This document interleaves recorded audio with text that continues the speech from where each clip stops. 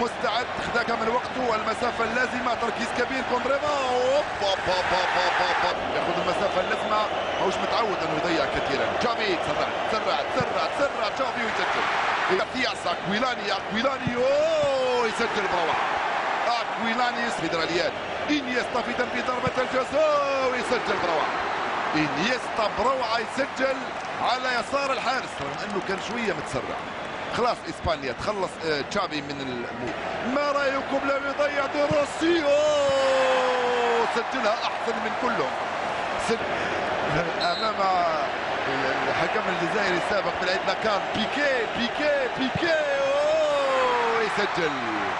هذه المره جيرار بيكي، يوفينكو وكاسياس يسجلها. جزاء الرابعه راموس، تحبس الانفاس راموس، يسجل راموس على اليمين. بيرلو، ولكن قبل الخامسه بيرلو هل يسجل؟ بيرلو سجلها.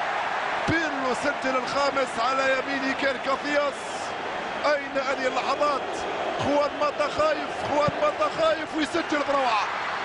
طبعا يكون خايف ولكن سجل بروعه. 5 ضربات 5 اهداف. ينفذ السادسه مونتوليفو في نفس الزاويه يا كاسياس. روح مره واحده على الجهه اليمنى تمسك الكره، مره واحده على الجهه في تنفيذ هذه الرميه السادسه لاسبانيا يا بوسكيتس. يسجلها بوسكيتس، يسجل من امام كاسياس. روح على الجهه اليمنى يا كاسياس، روح على الجهه اليمنى نتاعك يا كاسياس. يا بونوتشي، يا بونوتشي ضيعت فرصة. السيناريو الدراماتيكي تذكروه جيدا، قد يضيع نافاس ويتواصل السيناريو. يا نافاس، يسجل نافاس ويأهل إسبانيا تتأهل للمباراة النهائية بشق الأنفس. سحرة أنتم أيها الإسبان، سحرة ستلتقون بالسحرة البرازيليين في المباراة النهائية. زمانكم لا يزال متواصل أيها الإسبان، زمانكم لا يزال متواصل، ولكن إيطاليا متعتنا فعلا اليوم. سيناريو نهائي اليورو لم يتكرر.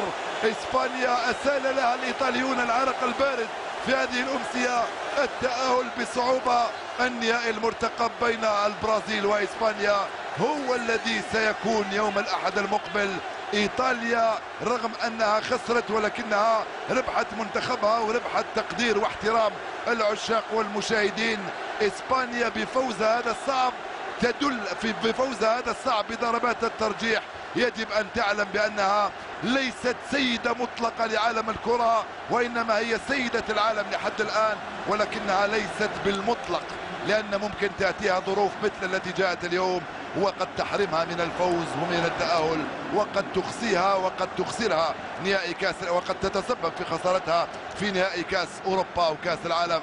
هاي الضربة الأخيرة من خيسوس نافاس الذي سمح لإسبانيا بالتأهل إلى المباراة النهائية لمواجهة البرازيل. السؤال المطروح: كيف ستكون إسبانيا آنذاك يوم الأحد أمام البرازيل، وكيف سيلعب البرازيل أمام الإسبان؟ المهم مشاهدي الأفاضل أننا استمتعنا بمباراة مثيرة حتى لا أقول كبيرة.